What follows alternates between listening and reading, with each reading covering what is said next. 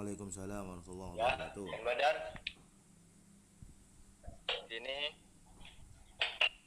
kelompok kami akan mempresentasikan tentang kekuasaan dan politik dalam negeri.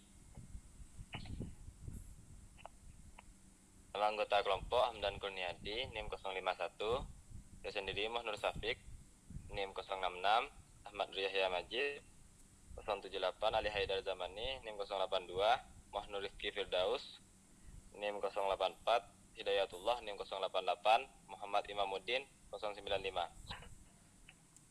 Kekuasaan dan politik dalam negeri bagi menjadi tiga, yaitu konsep kekuasaan dalam organisasi, dua, pengendalian kekuasaan dalam organisasi, politik dalam organisasi.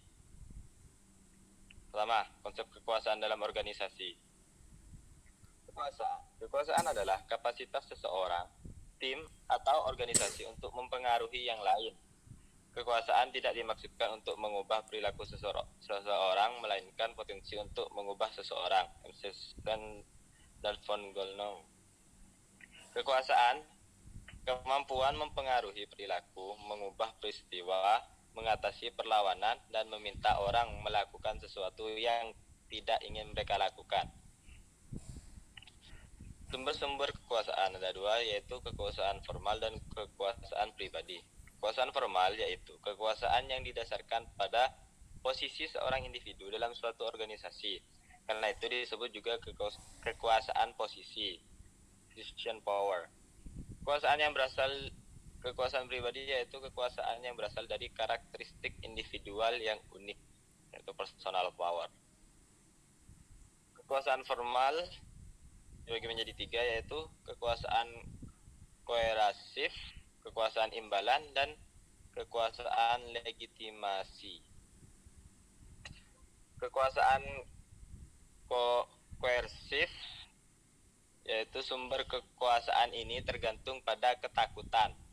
Orang dengan kekuasaan koersif ini mempunyai kemampuan untuk menimbulkan konsep yang tidak menyenangkan. Dalam konteks organisasi, manajer sering memiliki kekuasaan koersif, di mana mereka dapat memecat, menunda, atau menurunkan pangkat orang yang bekerja pada mereka. 2. Memotong gaji karyawan. 3. Mengancam karyawan dengan konsekuensi hukuman. 4. Memberikan penguatan hukuman. Mungkin karena ketakutanlah yang membuat karyawan yang dapat waktu dan datang tepat waktu dan sibuk bekerja. 2. Kekuasaan imbalan atau penghargaan. Kekuasaan yang bersumber pada kemampuan mengontrol sumber daya dan memberikan penghargaan pada orang lain. Dalam konteks organisasi, manajer mempunyai kemampuan memberikan penghargaan seperti peningkatan gaji, promosi, informasi, umpan balik, dan penghargaan lain yang tersedia untuk mereka. Penghargaan yang diberikan, baik yang bersifat finansial maupun non-finansial, harus dirasakan berharga bagi karyawan penerimanya, bukan dari sisi manajer. Ketiga, kekuatan legitimasi. Kekuasaan legitimasi, kekuasaan yang bersumber pada hak atau wewenang resmi dalam organisasi. Hak tersebut biasanya diterapkan melalui permintaan, perintah, maupun instruksi. Lutans, kekuasaan legitimasi berasal dari tiga sumber utama. 1. Nilai budaya yang kuat dari organisasi menentukan apa itu legitimasi. Orang dapat memperoleh kekuasaan legitimasi dari struktur. Orang dapat memperoleh kekuasaan legitimasi dari struktur sosial yang diterima. Kekuasaan legitimasi muncul dari tujuan sebagai agen, representatif, atau kelompok yang berkuasa. Setiap bentuk kekuasaan legitimasi ini menimbulkan kewajiban untuk diterima dan dipengaruhi. Selanjutnya dilanjutkan oleh teman saya. Next, kekuasaan pribadi position power.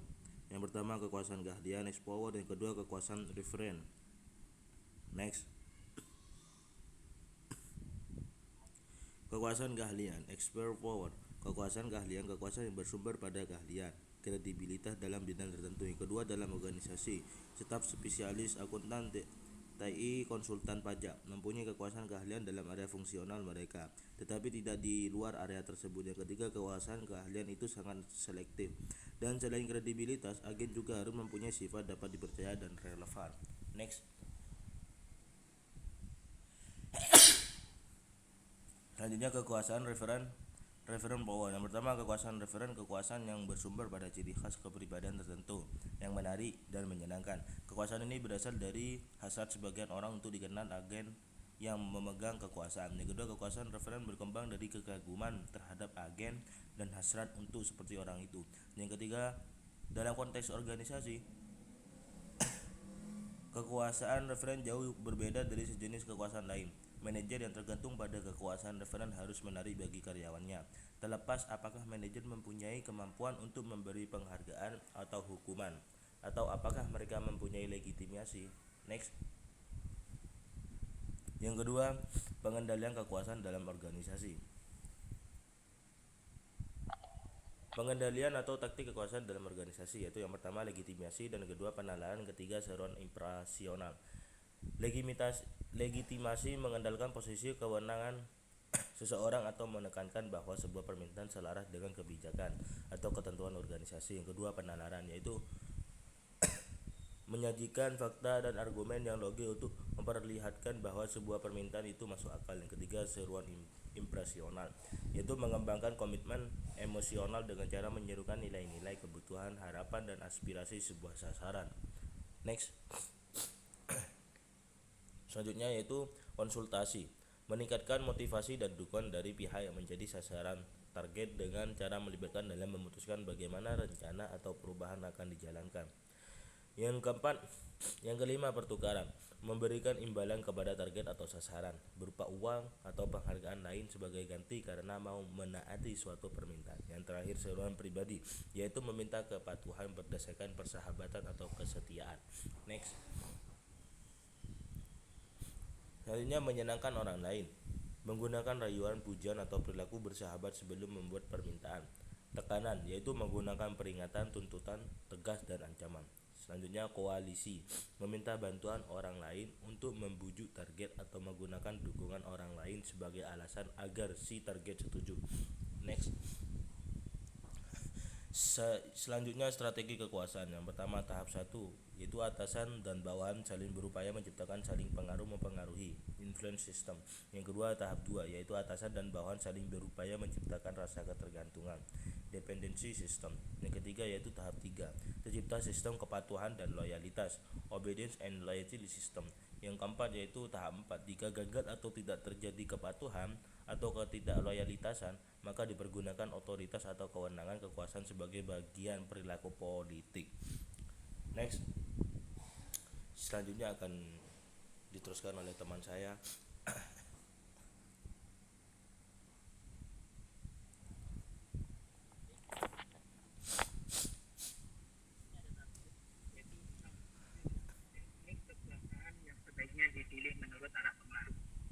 Jadi setiap pengaruh yang beda yaitu taktiknya juga beda. Untuk pengaruh ke atas yaitu persuasi rasional, untuk pengaruh ke bawah yaitu persuasi rasional, seruan inspirasional, tekanan, konsultasi, menyenangkan orang lain, pertukaran, legitimasi. Untuk pengaruh ke samping itu ada persuasi rasional, konsultasi, menyenangkan orang lain, pertukaran, legitimasi, seruan pribadi, dan koalisi. Next.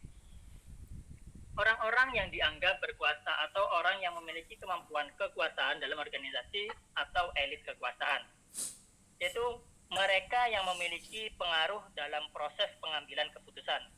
Yang kedua, mereka yang mengendalikan sumber-sumber organisasi yang penting dan menentukan. Yang terakhir, mereka yang memiliki akses terhadap organisasi. Next. Kemudian yang ketiga, politik dan organisasi. Politik adalah kekuasaan dalam tindakan yang terdiri dari aktivitas-aktivitas yang digunakan untuk memperoleh, mengembangkan, dan menggunakan kekuasaan dan sumber daya. Gibson et al. Tahun 1996. Next, perilaku politik. Robin and Z tahun 2008, 147, Perilaku politik, aktivitas yang tidak dipandang sebagai bagian dari peran formal seseorang dalam organisasi, tetapi mempengaruhi atau berusaha mempengaruhi tujuan, kriteria, atau proses dalam organisasi. Yaitu perilaku politik berada di luar persyaratan kerja. Kemudian perilaku politik mensyaratkan sesuatu upaya untuk memperoleh dan memelihara kekuasaan. Yang ketiga, perilaku politik dirancang untuk menguntungkan individu atau kelompok seiring atas biaya organisasi. Contoh perilaku politik. Yang pertama, menahan informasi utama dari pengambil keputusan. Kedua, pembocoran informasi rahasia mengenai kegiatan informasi ke media massa. Ketiga, mengubah kepada penyela, membangun koalisi, melaksanakan atau secara berlebihan. Perilaku politik tidak sah yang melanggar aturan yang tersirat dari aturan permainan. Next. Perilaku politik dalam organisasi, yaitu meliputi perilaku untuk memengaruhi di luar sistem formal atau bersifat ilegal dan seringkali bersifat sembunyi. Perilaku politik berada di luar tuntutan pekerjaan spesifik seseorang, namun menurut suatu upaya yang menggunakan dasar kekuasaan seseorang. Perilaku politik dirancang untuk memperoleh dan mempertahankan kekuasaan dengan melalui cara-cara yang bersifat memecah belah dan bertentangan maupun konflik. Selanjutnya akan dilanjutkan oleh teman saya. Faktor-faktor yang mempengaruhi perilaku politik dalam organisasi. Harapan untuk sukses, investasi organisasi, pragmatisme, pemantauan diri yang tinggi, alternatif pekerjaan yang dipahami individu. Next.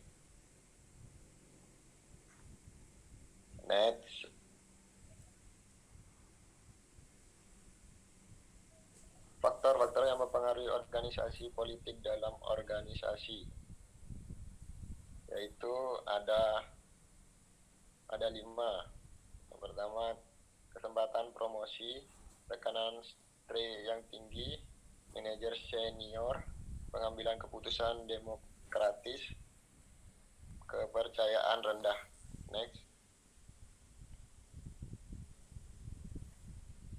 Taktik memainkan politik dalam organisasi, meningkatkan ketidakmampuan atau alternatif pengganti atau suplemen, meningkatkan pendekatan dengan kepemimpinan atau manajer yang berkuasa atau elit kekuasaan, mempengaruhi proses pengambilan keputusan atau mengendalikan agenda dan menghadirkan ahli dari luar, membangun koalisi, konspirasi, dan kooptasi, memanipulasi informasi dan data yang ada, menyalahkan atau menyerang pihak lain dengan isu atau penciptaan opini.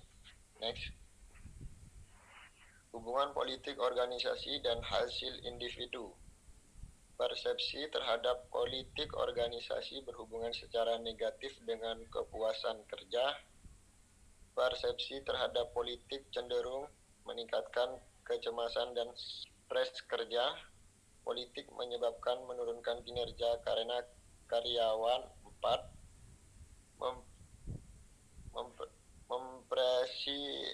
Mempersepsi suatu politik tidak adil yang membuat motivasi kerja menurun. Yang investasi politik menyebabkan meningkatkan tingkat perputaran karyawan. Next. Terima kasih. Sekian presentasi dari kelompok kami. Kurang lebihnya mohon maaf. Wassalamualaikum warahmatullahi wabarakatuh. Waalaikumsalam warahmatullahi taala wabarakatuh.